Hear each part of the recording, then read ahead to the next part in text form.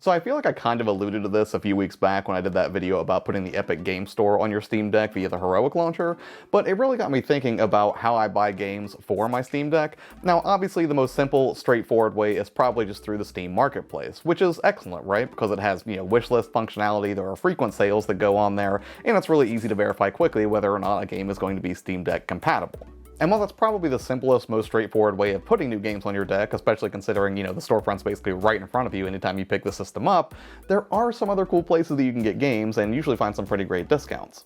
So that's what today's video is all about. I just wanted to highlight a few of the different sites that I personally use whenever I'm looking for Steam Deck games to buy. Some of them I found myself, some of them were recommended by you, which I'm very thankful for considering I burn through a lot of games whenever I'm trying to make videos for this channel. But yeah, all that being said, let's just go ahead and dive into the first site that I would recommend, and that would be Humble.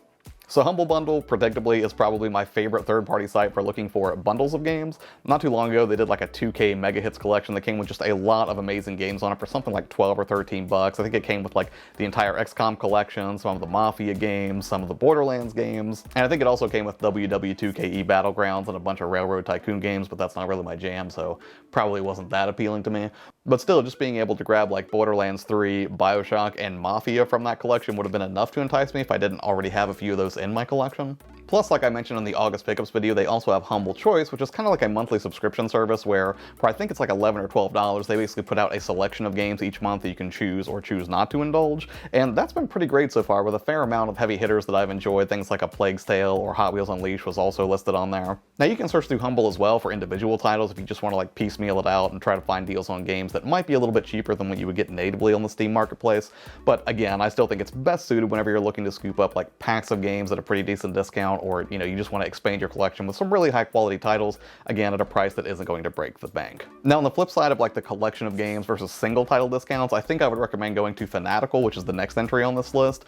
Now Fanatical often has just like a string of incredible discounts on a lot of games, including a lot of like high quality AAA releases, and they seem like they're just very insistent on making sure that you keep coming back to them to purchase Steam codes, because it seems like every time I've done checkout at Fanatical for like, one or two games, it seems like they always immediately email me with like a 5% discount code after the fact for the next order. And for individual titles, you really can find some obscenely deep discounts in some cases. Now, just because I often shop there first when I am looking for a discount on a particular title, doesn't mean that they don't have their own unique approach to collections. And I think one of the best features that I like about Fanatical is that they do have like a build your own bundle sort of thing that they do, where they might have like 10 or 15 games on offer, and depending on how many you buy, the deeper your discount gets. So you might look at a list and be like, you know what, I don't want all 15 of the games that are listed here, I only want like 3 or 4 of them. And if so, you can still get a pretty good discount even if you're only getting like 3 or 4 of those games. But then if you get all of them, then you'll get the entire collection for something like $7 or $8.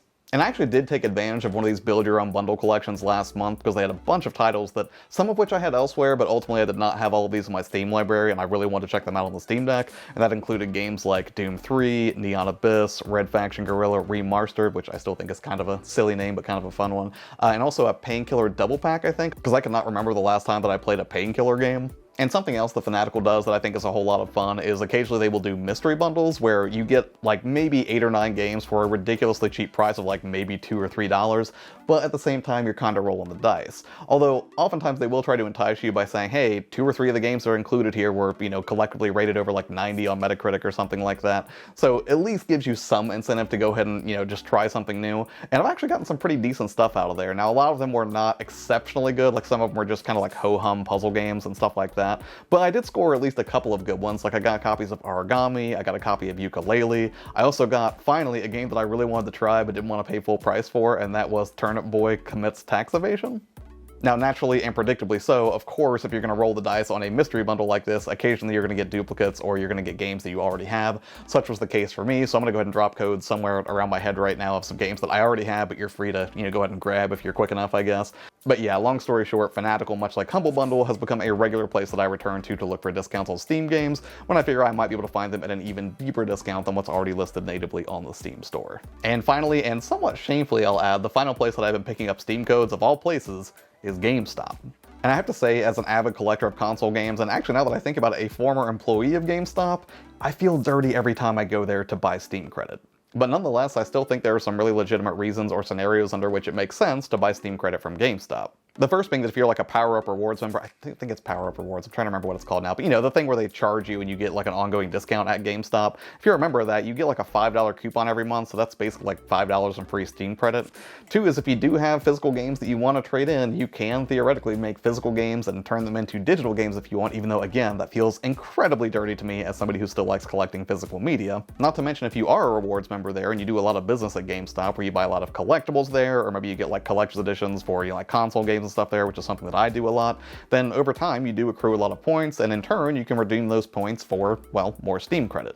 Now, whether you're taking advantage of that coupon or regularly trading stuff in, or if you just do a lot of business with them and build up points to get Steam credit, the only caveat that I would have about doing this is even though you can get physical Steam gift cards at GameStop, I would highly recommend that you just have them printed on the receipt. And the reason I say that is I actually got a card there not too long ago, this was like 3 or 4 weeks ago, I want to say, where I bought like $100 worth of Steam credit from GameStop, but unfortunately the physical card that they had printed it on, whenever I peeled the thing off of it, it actually ripped the numbers off and they were completely illegible. Thankfully, Valve is very cool about this, so you can actually submit to them a picture of the card that's kind of messed up, and they will go give you a new code and make sure that, you know, you don't just like miss out on all your Steam credit. But if you want to save yourself the headache and the hassle, just have them printed on the receipt. That way it's definitely going to be legible and you're not going to have to worry about, you know, opening a support case with Valve support or anything like that. Alright, so that's it for this video, and I realize that normally when I do list videos like this, I like to have at least 5 entries and a few bonuses here and there, but the truth is I just haven't spent a lot of time buying games outside of the Steam marketplace yet. Like Fanatical and Humble are fairly new to me. GameStop I kind of already knew about in terms of buying Steam credit there, but it wasn't something I really started doing until the past few months or so. I've flirted with a few others, like I have checked out Green Man Gaming. I think there's another one called Game Billet or Game Billet. I'm sure I'm pronouncing it wrong. It's B-I-L-L-E-T. I'm not real sure on that one, but yeah, I mean, if you are a more experienced PC gamer, as I'm fairly certain that you are, and have any advice or other places where people can find good discounts on games, please let me know in the comments below. As always, thanks for taking the time out of your day to watch these videos. I really appreciate it. Take care, and I'll see you on the next one.